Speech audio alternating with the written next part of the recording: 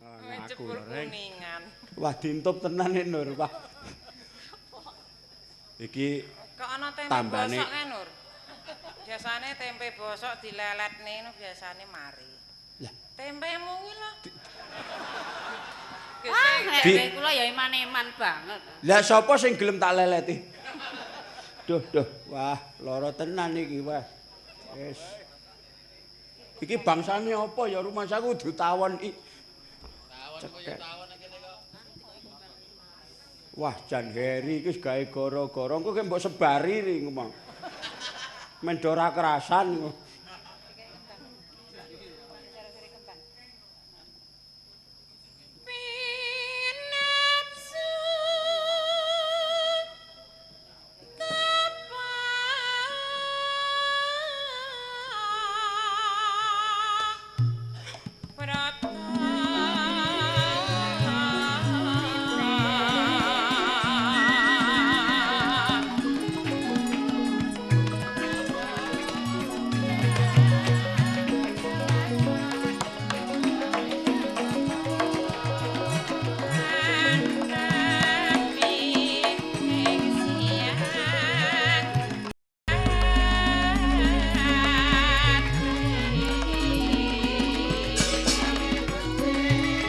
Out.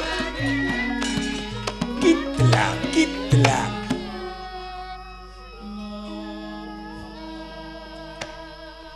Apa nek cara nggonmu nggiri marta kono nggon ndek-ndekan yo kidlang ngono kuwi iki. Mboten kula nggih nembe niki kok. Lah, Cengkok kendang kok nyangkut kewan niku. Kidang to niku. Kidlang. Sak jose niku pun kula mathuk kula niku. Ki tembung apa sak jose iki ya? Nggih kados son iki dalu menika ya sone Jembenggelur. Wah. Jeki Jaya pokoke swara jelek dadi Ki kamu sapa iku jembleng guru. Mboten enten kamus kula dhewe. Pun ruwak rawek niku. Ora piye kuwi mau piye? Kok glur apa kumu? Jembenggelur. Ya nek glure iki ra apa-apa ning ngarepe kuwi lho. Lah nggih niku pokoke. Lah gur arep glur ki dadak di Ayo, arep ngopo kowe? Mbok wis gek glur ngono. Lah aku ki sewayah-wayah glur, ora usah tak. Lah niku pun son sing sae niku. Mboten sah di Jembenggelur pun glur ki ambak dadi. Wis karepmu ki arep mbok kapak-kapake wis kono ning omahmu kono ora. Iki ki ning panggung aja ngono kuwi mau. Terminal nggih sinten wong nggih enten panggung niki enten acara napa kok padang-padang to niki. Biasane peteng ke padang men iki. Wong ki ngimpi apa piye kowe iki? Nggih kula katmo siang kek bingung acara napa to niki. Acara niki syukuran. Pak Warto ki sembuh seterusnya, ngono lho. Ora bola-bali ning rumah sakit, ngono. Nggih mugi-mugi sak bibaripun wayangan panjenengan sing luap laup kula dados waras pulih kados wingi uni dipun paring yuswa ingkang panjang nggih Mas Peter. Nggih. Kowe nek ndongak-ndongake nek nggon acara tetakan ki ya aja mbok dongak-dongakne pulih. Mboten kok demben nggih anu ndongakne bocah tangga kula niku pulih kados wingi niku kula digwebuk ing mburi. Lah kok nganti pulih iki terus engko biaya meneh. Kula kleru dadi. Ngawur kok kowe. Wong kowe tak kandhani, anakmu nek arep tak tetake, kuwi gawanen ning Bogem, ngono ya. Nggih pun nika.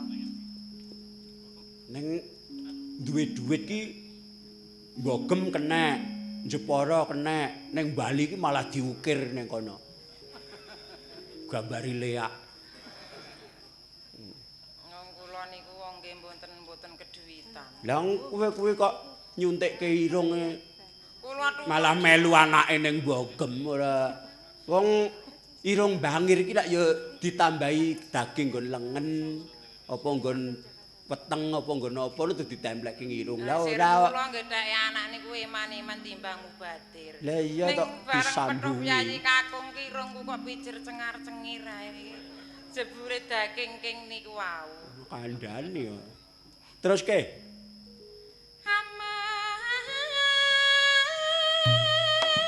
Dulu taken. Yo nyanyo.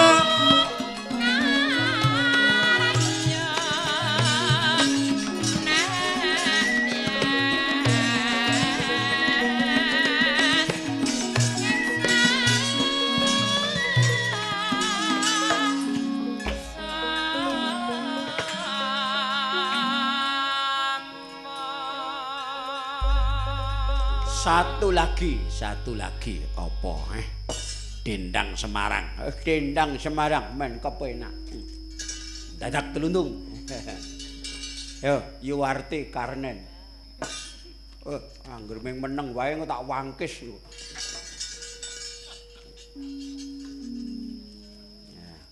Neno. Ya, wah, jana.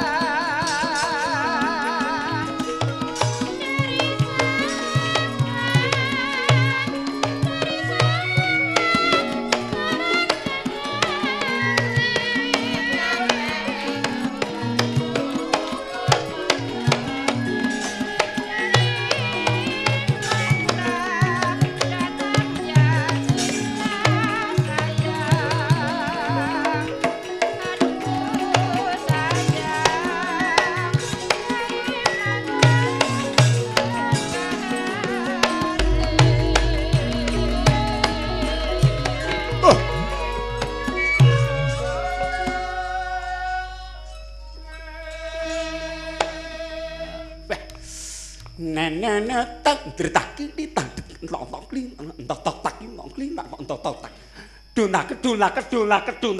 duntang. Ya ora jedak nek dundang ora.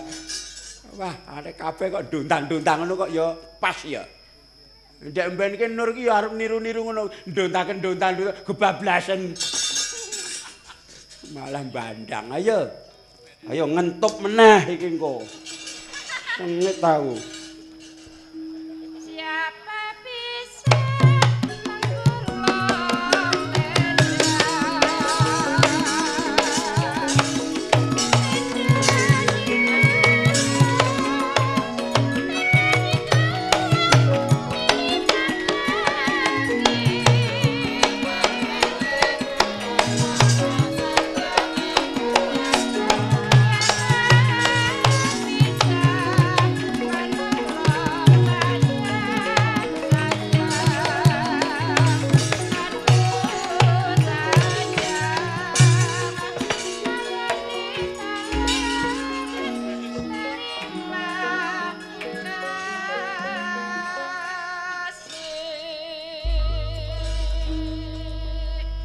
Kecekel iki. Men ngentup Sukiyati. Wah, mbok balangke ngono. Lah kok aku terus sing dintupi. Ha nggih, matur nuwun. Nyelek-nyeleke gatele ramu. Wah, apik Heri iki jan. Kok gak kowe sing nyantet ri. Kon mayang ning omahe dhewe malah disantet-santet. Jaman saiki kuwi wis ora ning santet kowe iki ora. Mula urip ana ing alam kaya ngene iki sing ati-ati, ya ta? Negara kebak rubeda kaya ngene iki. Lah wong kasuse ndek ben kae lagek leren. Ha kok yes muncul meneh kasus liya. Iya. Judeg aku. Kok pajek barang kok ya gaglak wong lha gumun aku. Lah iya. Piye ya kok pancen ya ora nalar kok. Pegawe andan gulungan telu nek didit 20 miliar. Ha iya. Iku duwite sapa ya? Pengko rak ketemu. Lah nek akhire ya terus kur ngabar meneh. Ya semen kula nek ora ngaku lek maling lek bledos dhewe wetenge. Nah iya. Mula wong tani iki lho sing gedhe prihatine tur dasare ya tansah nengenake menyang kegotong royongan. Mula wong-wong tani iki padha tentrem uripe merga ora butuh kae-kae, butuhe mung nyambut gawe ngono kae. Lah iya ya. Mula nek pendinane Pak Warto ki nggone ngantek ciklu-ciklu jambul wanen nggone leladi menyang bebrayan. Ngasta dadi pendidik ya ngruwat ya tetek bengek ya tani. Iya. Wong-wong tani wong desa ngadesa ki sing penting ki kerukunan kok persatuan dan kesatuan kok. Nah iya. Rina wengi mong ngrungokke janji kabeh-kabeh jare mbela rakyat. Larase medhit. Ora butuh kae-kae.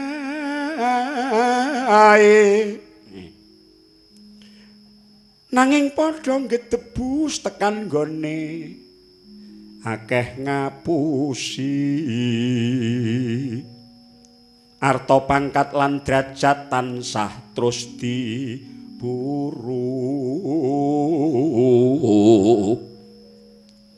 wong kelangan kapercayan padha nyalon temane ora dadi mesti akeh wong edan lumbung desa pratan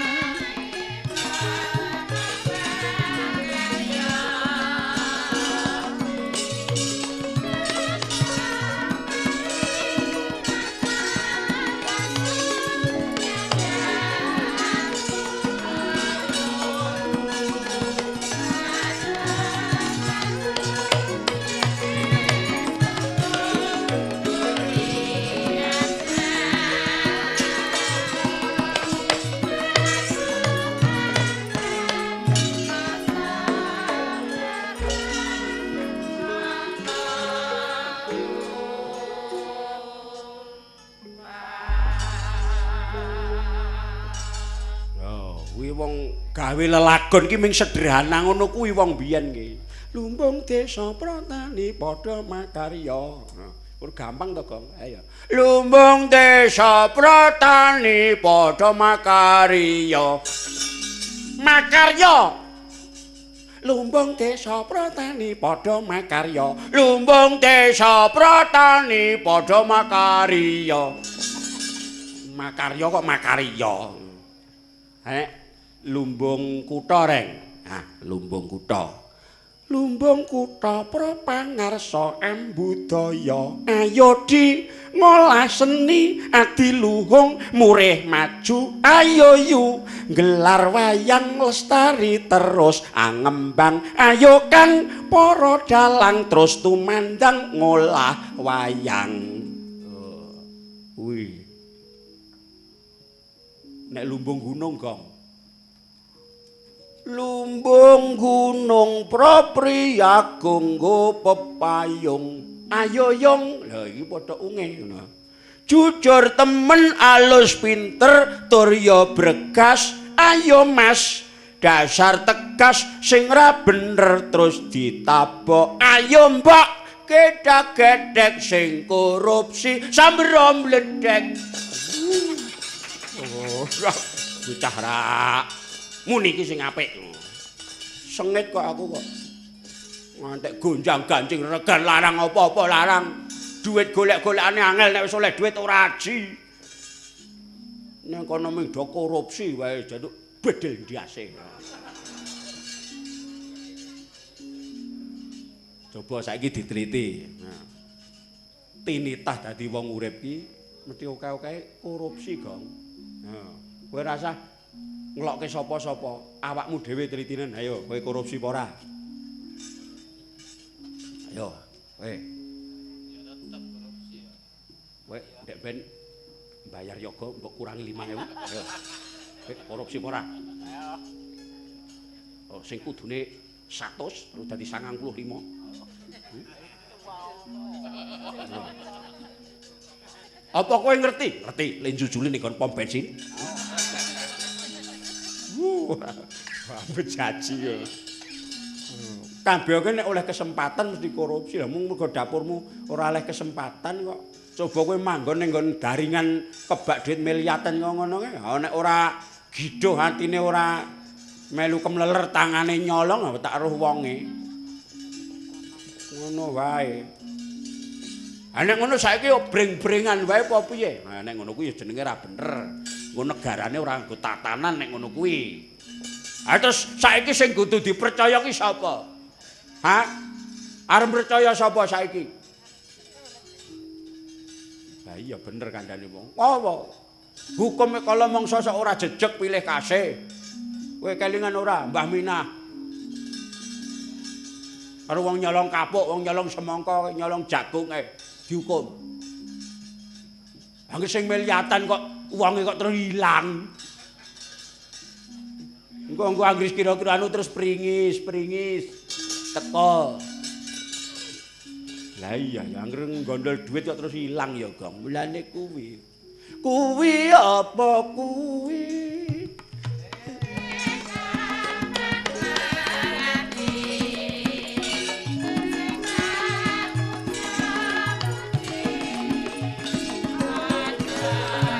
Korupsi yen padha korupsi negarane rugi.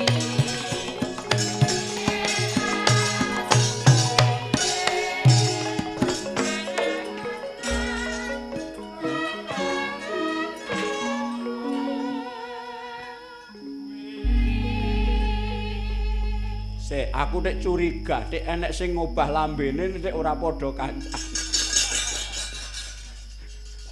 Dites ayo. Bareng ayo. Sinden tok aja kae gamelan. 1 2 3 ayo.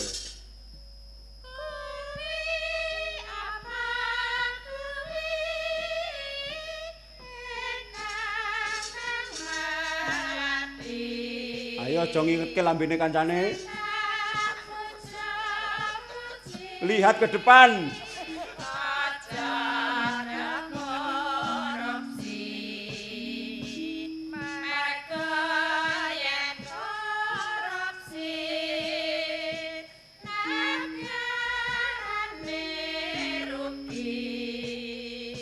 Ora isa etok-etok kukur-kukur.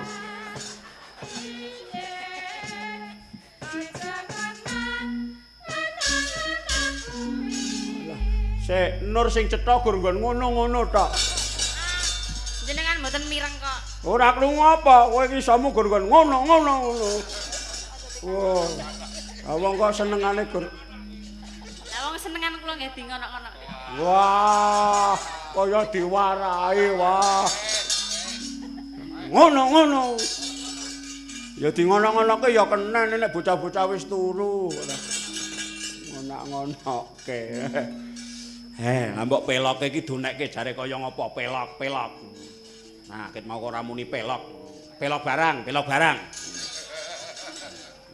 Nah, ngono. Ning Modarmatya larase gamelan iki penak slendrone kok. Gamelane Heri penak slendro. Wah, nek mijil iki nek pelok 6, wah.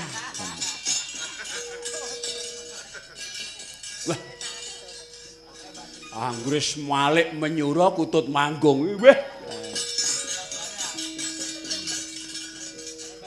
Ayak-ayak pamungkas, Gong. Wah. Kuwi nek ora pelok barang kuwi wis ora. Engko nek sing gender kesot piye engko? Barang, pelok barang. Mbok dalangi Heri iki kon bawane.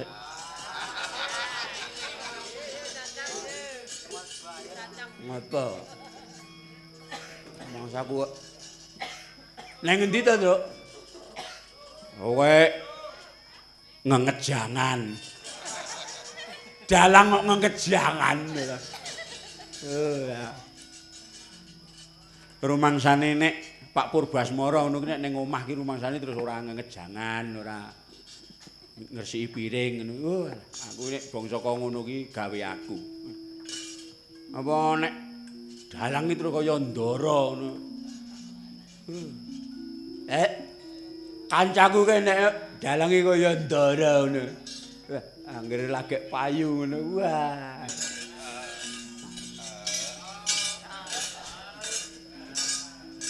Sila tumpang ngono karo udut iki mesti pipane gedhe ya terus. Gumunku ki nek urung diakep iki lho, tangane iki kok wis nang kene sik lho. Terus karo omong ku anggere ngakep iki dumbulke sik lagi. Terus engko nek ndudut iki ngono meneh. Wah, yeh jan. Nek anggere ketiban udan ora payu 3 sasi ngono. Yanggone tanggane sing marung ning ngarepane utang es lek. Dalang utang es. Elok barang. Nur. Dalem, Pak. Men cucuk lemu gawe gulon brukut ku lho.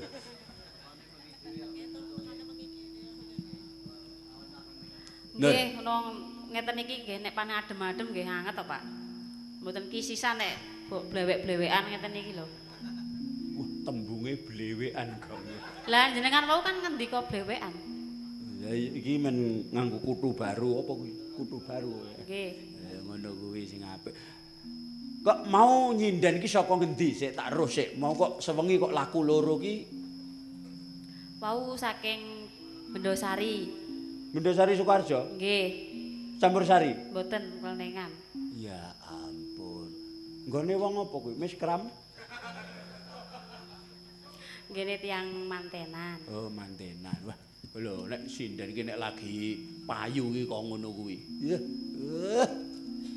Dek kuno biyen agek sinau. Ora payu-payu ta. Si kungkum. Ngantek njremumu. Terus nepi nang ngendi-endi kuburan genjik disembah. Wah, bareng saiki wis payu. Dalang barang ya ngono. Wis wah, wis pamer ali-ali gelang. Angger ngentas wayang ya. Ini tak itu datang. Datang.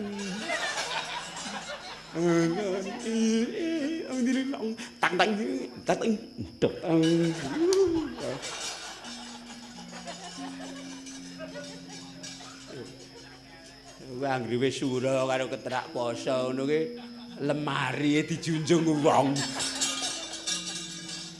Kursi sofa ki kula nuwun maune enek kok renek.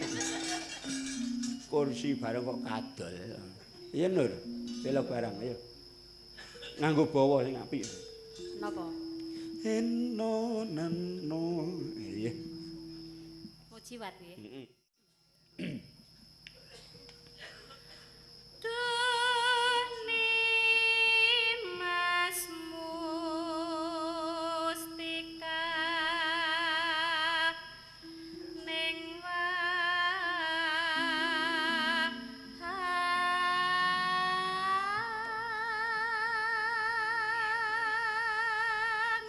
Diusuk-usuk anu kok ya abuh ya wah jalus metentengi Nur aku Nggih, berarti jenengan mau mriki mboten ikhlas berarti peh sambatan ngoten. lho sing ngomong ora ikhlas apa aku ki ya matur nuwun mong iki salah alamat sing dipetentengke kok kene ngono lah Lah getih jenengan legi kok. andani aku gula kok Lah nggih.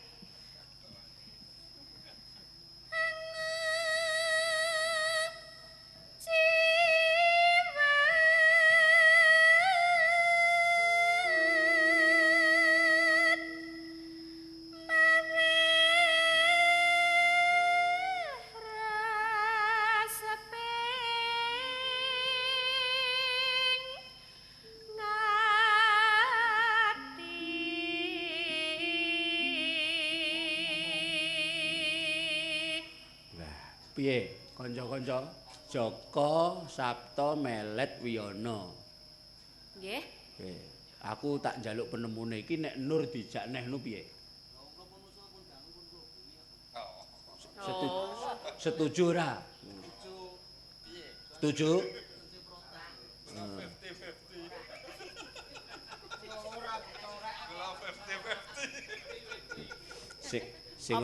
Sing ora setuju Sabto wae sing nah. Ngapa nek ora setuju? Marai masalah. Masalah apa?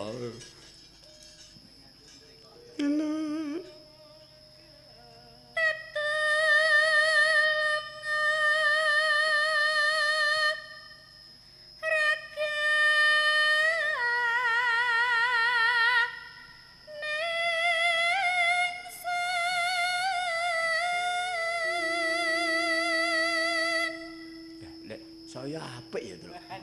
Kandhani kok. Dek melu aku ki ndledek kae ora ngene iki. Engko Pripun? Ndledek. ora jaman melu aku ki cengkokmu ora genah ngono lho. Kok saiki kok wis anu ya? Lah nggih privat ngoten nggih. Oh. Les ngono lho. Waduh, dodo ya. Gurumu sapa? Ada deh. Aduh, wadah. Bal-bale Pak Raji. Pak Raji. Nggih leres kula les pancen les kalih Pak Raji ya, Pak. Wah, aja cedak-cedak kowe nek dikecup.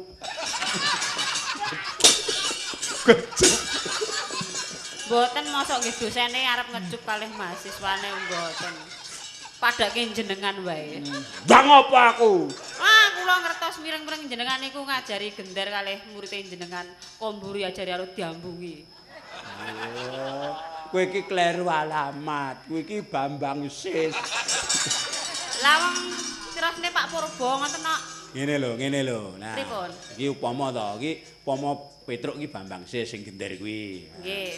Terus iki murite iki ning ngarep kene. Lah nek gendere lak ning kene, ya ta? Nggih. Lah nek urung iso ki lak tangane kiwa dicekel, tangane tengen dicekel. Ya. Nggih. Nino nino nano nanen nonin nong.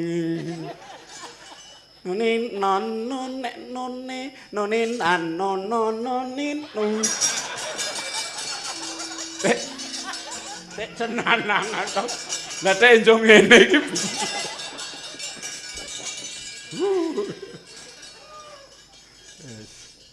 Terus Nur.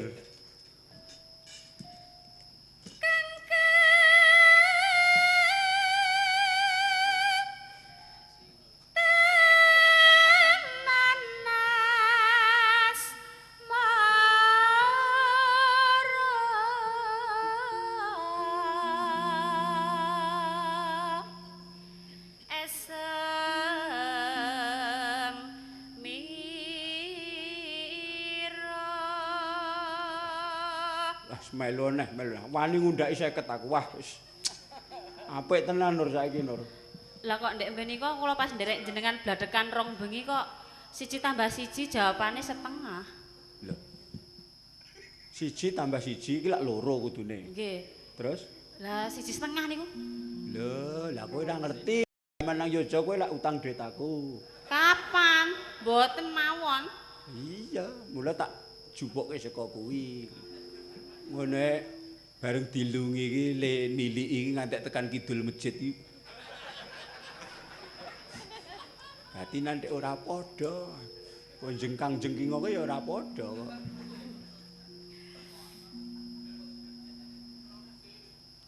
Terus notek meneng ki piye? Esem mira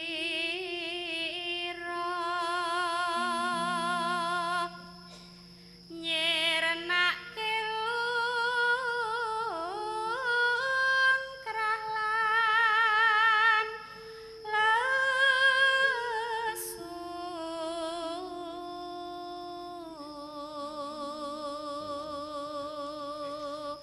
Hilang rasa kang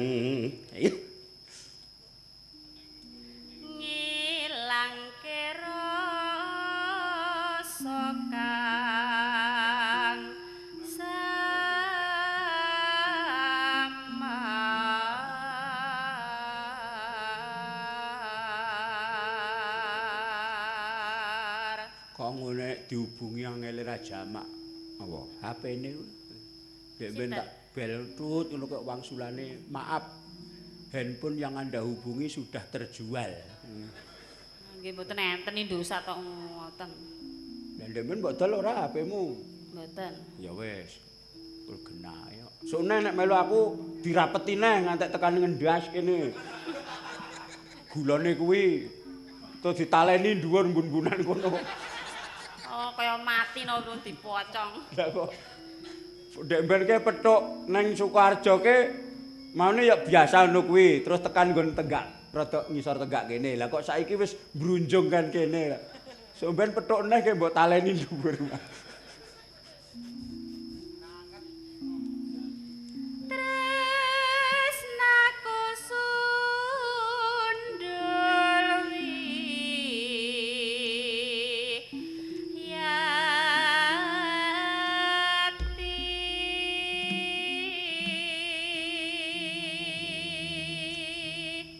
Yo.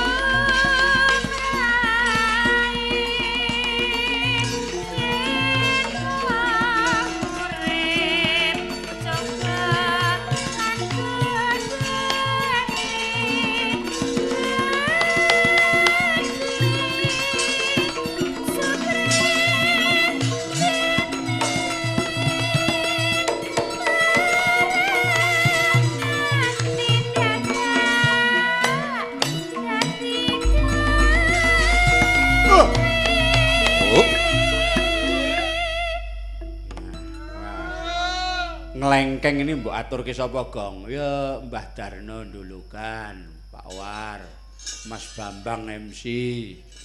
Oke banget. Mas Sutiman, Mas Prapto. Wah oke, wis kanca-kanca seni kabeh. Ya Nur.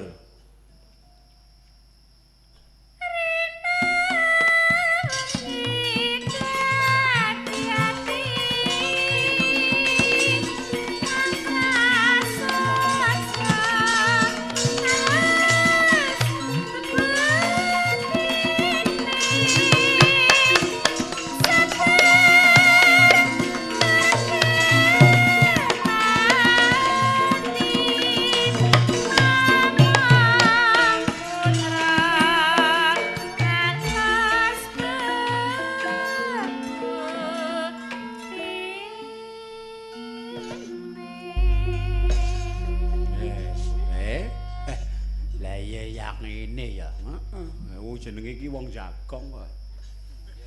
Iya. Piye, Truk? Ayo kek mangkat nang Jakarta. Lah, Wiyono ora dijak, ora. Jangan. Sabto ora. Poneh melet ora. Lah ora kendang-kendang ya ora. Ora. Wong ning Indosiar kekendengen. Guru wong tok penyimpinge ora. Ayo, ambok ruwet karepmu, dalang biyen iku ora nganggo penyimping ya iya. Ning Jakarta wayangan apa, Gong? Iki lak kono ki kulino banjir. Lek digawe banjir kanal. Ora baen-baen kuwi.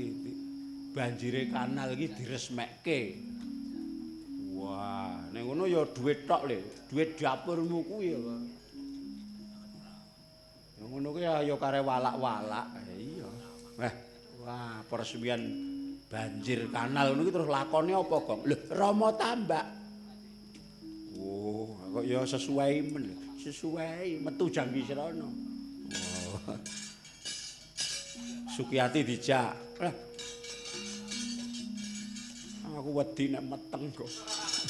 Nggur dijake meteng.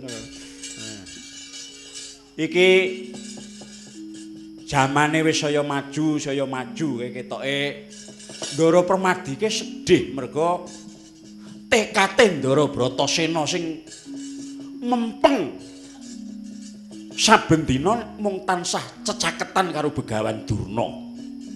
Halo, Gong. Lah iya ya kok sing digolek iki jane apa? Ha iya. Riris harta palwon uteng anu. Oh.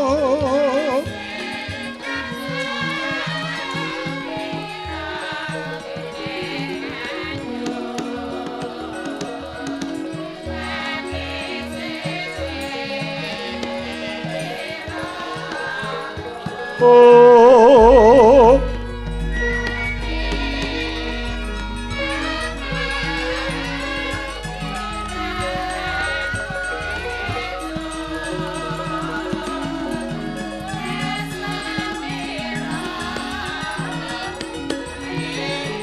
rasing resang nahen kong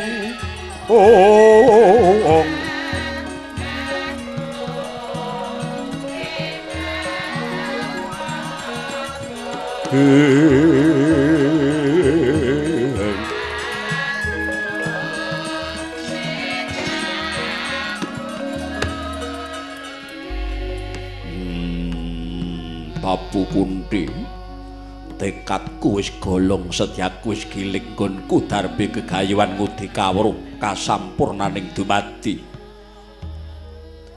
Pamujimu wae ingkang tak suwun biswa tansah nyembuh kasantosan lan daya kekuatan. Nggonku kepengin ngidhep Purwita lan tansah nyuwun pituduhe Bapa Guru Durna. Anakku nggih, anakku nggih.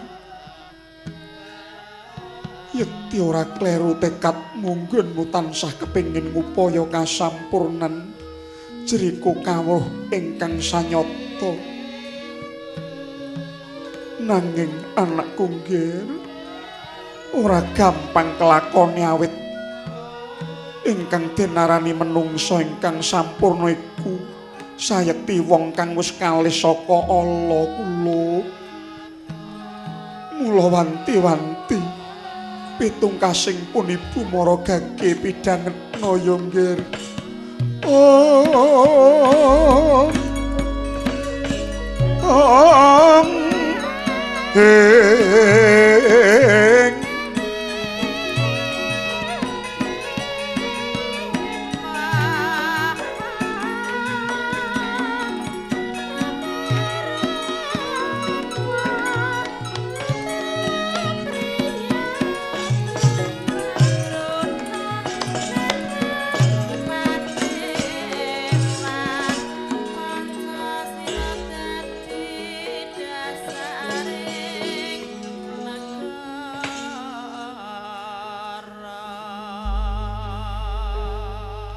Sayektine wong upaya kawruh lan ilmu iku gegaranan teping tekad nggih. Babu Kunti ya merga sranane kudu kalih sakala kaya kang dadi dawuhmu mau. Iku ingkang dadekake pepenginanku kaya bisa nyurung gregeting sedyaku. Merga saka pangrasane anakmu Bratasena yen to donya iki ora tentrem. Bawana iki tansah kisruh merga ora adil. Akeh kang padha ngedohi marang pepadhang. Mula ciptaning atiku, aku bakal miwiti saka awakku dhewe. Nggonku olah kasampurnaning dumadi kanthi meguru marang Bapa Durna. Ideping tekadku biswa nuduhake dalaning kasampurnan supaya uripe Bratasena mengku teges tumrap karahayoning jagat saisine iki Babu Kunthi.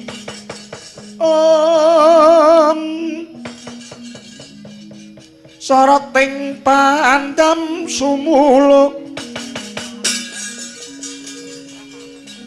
madangi ira pasareyan ngenani wadana katon remuremu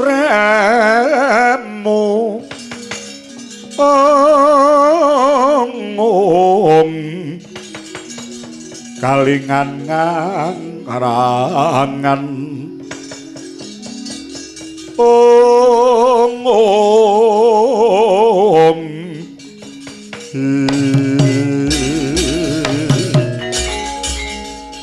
anakku anakku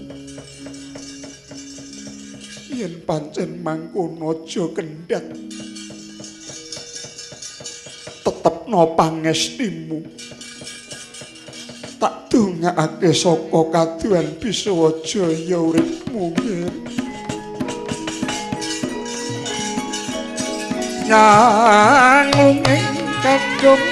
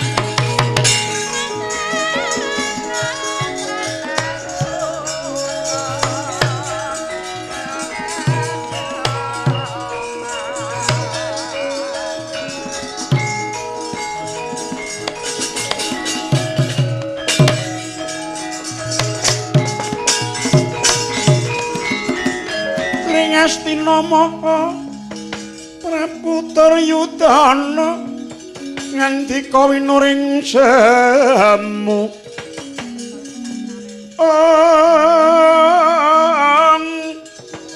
bencang kampelun panamung mundi sabda Sang Rama mung kewala rinembug rumuhung ring Kadang Sata Kurawa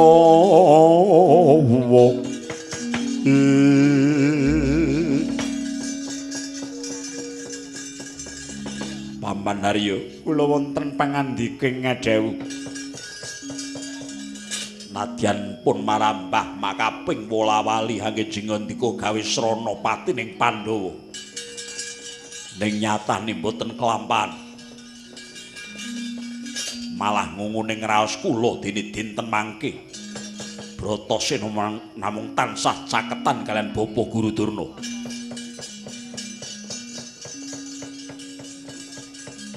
kedahipun Bapa Durna niku nggih ngerti yen to Pandhawa niku dados klilip kula parandene semonipun Bapa Guru Durna gedhekke Pandhawa minterke Pandhawa gawe jayaning Pandhawa. Aduh nyawa Gusti kula nggih lepat diagung pangaksama paduka nggih anak Prabu. Menawi perkawis Bratasena cecaketan kalian Kakang Penemban Sukalima menika mangke kula ingkang badhe njajaki sepinten to lebeting manahipun jero cethekipun Kakang Rubaya Sukalima caranipun. Mangke kula badhe nanting raosipun Kakang Kumbayana. Wah, kula mboten butuh akal pertikel sing neka-neka. Sing baku. Bratasena caket wonten ngarepipun Kakang Durna, kula golek cara pripun carane supaya Bapa Durna tegel kalian Bratasena. Gunjang ganjing langit.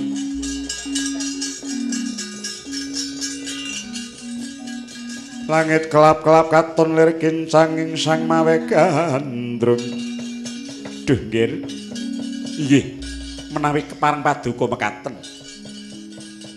Nadyan kula namung mireng bilih Bratasena caket kalian Kakang Penemban menika namung kepengin ngudi kawruh kasampurnan nanging menawi kepareng paduka nggih anak Prabu namung pejahipun panenggak Pandhawa. Kula atur lenggah sekeca kula ingkang badhe budidaya nggih.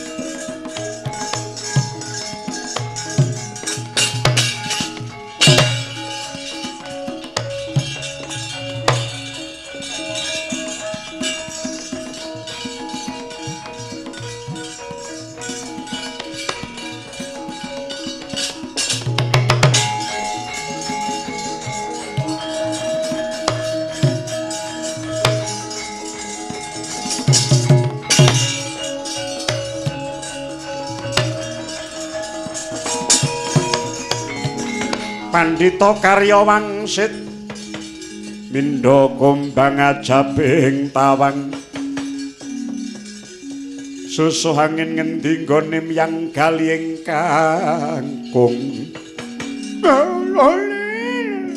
semula njebebek hawala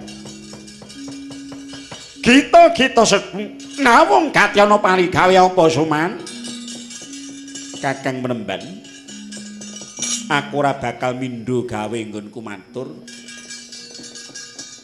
ngemongno pisan iki ana parigawe apa nuwun sewu Kakang Durna iku ana negara Ngastina minangka pujangga kraton sing ngandika Kakang Penemban kuwi guru lan paranpara tegese kowe kuwi ana kene tinuwa-tuwa lan tinuwi-tuwi dipundi-pundi dening Sang Nerpati Kurupati. Aja ta nampa dawuh lagi sinanjata liring wae kudune Kakang Penemban wis tanggap oking dadi kepareng ingkang sinuwun. Aja ngalang tembungmu, jujuken. Apa perlu adijuni? Persajan wae ingkang sinuwun ora rena ing penggalih. Merga Kakang Durna duwe jago wiring kuning ya kuwi panenggak Pandhawa si Bratasena. Kowe bisa ngarani yen aku duwe jago wiring kuning. Arep tak du karo sapa? Kakang Durna ngicuk-icuk gegala. Kowe ngelus-elus Bratasena. Wis watara Tricandra palungguhan iki Kakang Durna mung tansah mulang muruk nenuntun marang Bratasena. Monggo sampeyan ngerti. Pandhawa kuwi dadi kliliping negara Ngastina. Tegese yen to Bratasena dadi wuwuh sentosa lan tambah kekuwatane padha wae Kakang Nujum, Kakang Penemban ingkang urip-urip Pandhawa, Kakang Durna ingkang gawe sentosaning Pandhawa. Mula kang saka kuwi Kakang tekaku ing kene, aku mung kepengin nanting rasane Kakang Penemban Sokalima. Sejatine Kakang Durna kuwi abot marang Prabu Kurupati apa tresna marang Pandhawa. Nanging kadung malengkung lir kawersan mindha keswalukar. Lah kok dadi kaya ngono penggali ingkang sinuwun tumrap marang aku. Dijuni lekase Bratasena nggone tansah cecaketan kelawan pun Kakang dheweke ngudi kawruh panunggal. Iya aku wis krungu kabar pancen mengkono.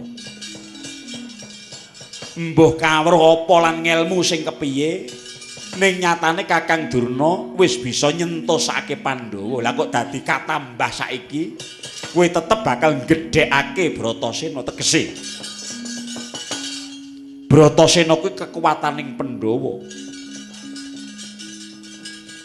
padha wae karo Kakang Durna mungsuhi negara Ngastina. Njot karepmu. Aku mung nglantarake dawuh ingkang sinuwun. Bratasena cedhak kelawan Kakang Kumbayana, Kakang Kumbayana ingkang kudu tanggap kelawan penggalih ingkang sinuwun. Matine Bratasena ana Kakang Penemban Sokalima.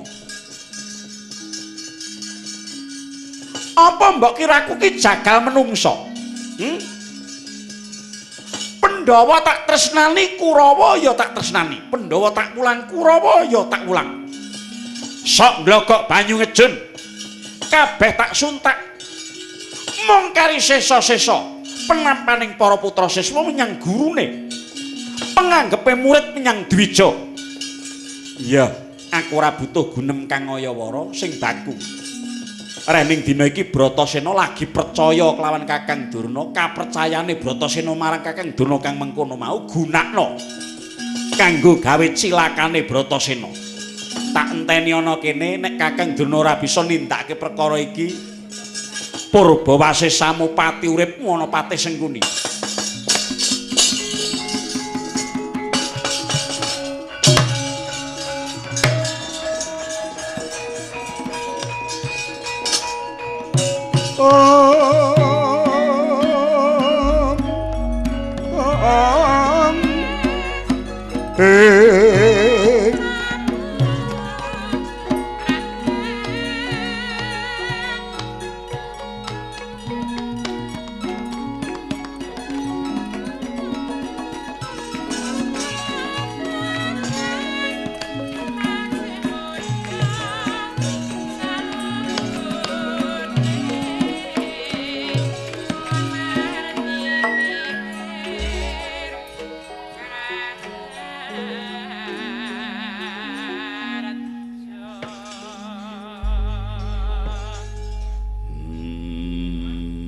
Bapa Guru Durna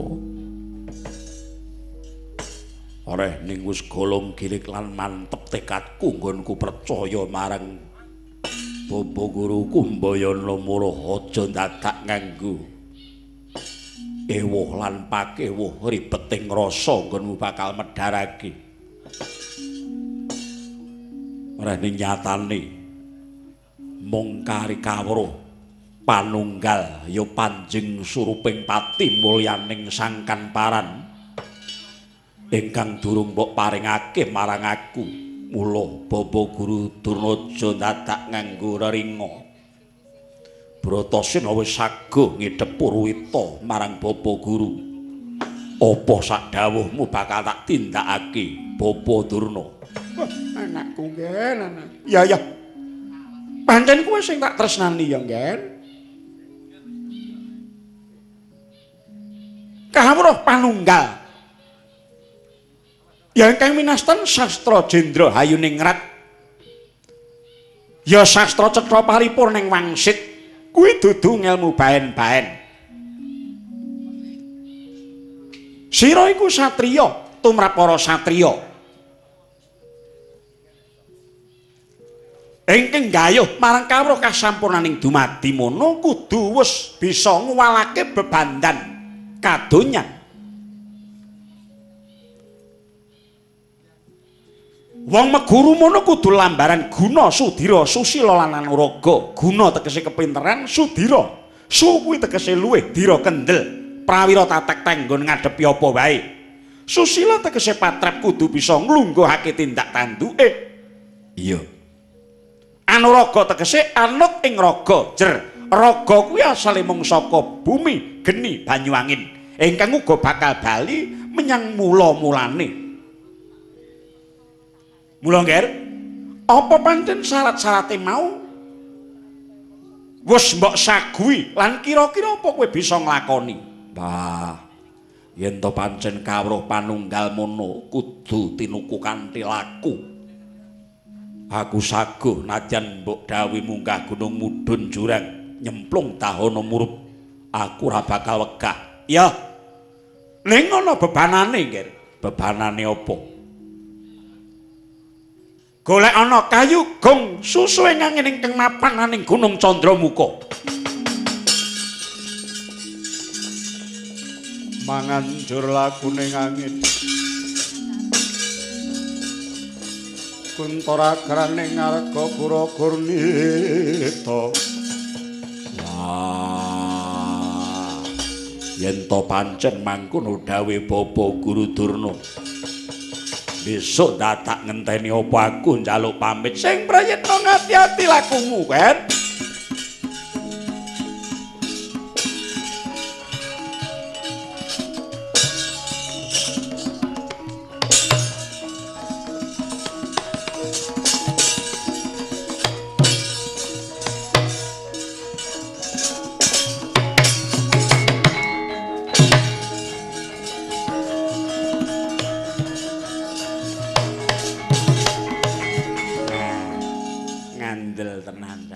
Wah.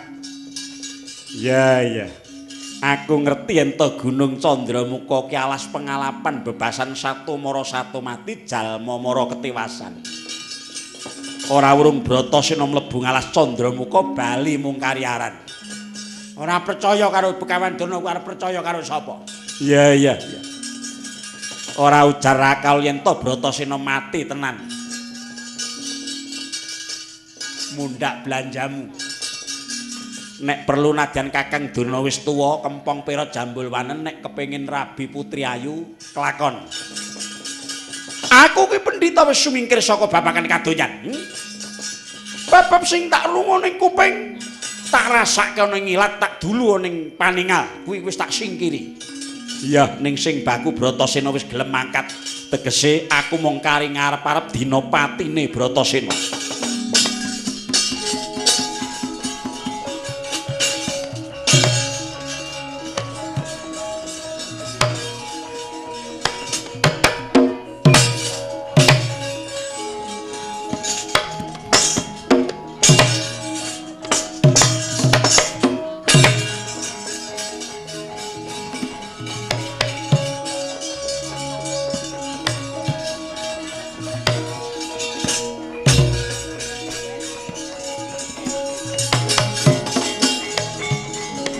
Lagi pitung jangkah wis pratunggian kang tinuju nenggih Gunung Candramuka. Eling-eling jangkahe Sang Bratasena sak pendeleng gajah doi. Peteng dedet limengan singup rengket punang kekayon datan kena tinrabas sunaring Bagaskara. Hanggreng minangka panggo gaing kuwanen handung keli kang sela ngrebake mandira ngupaya kayugong susu ing angin.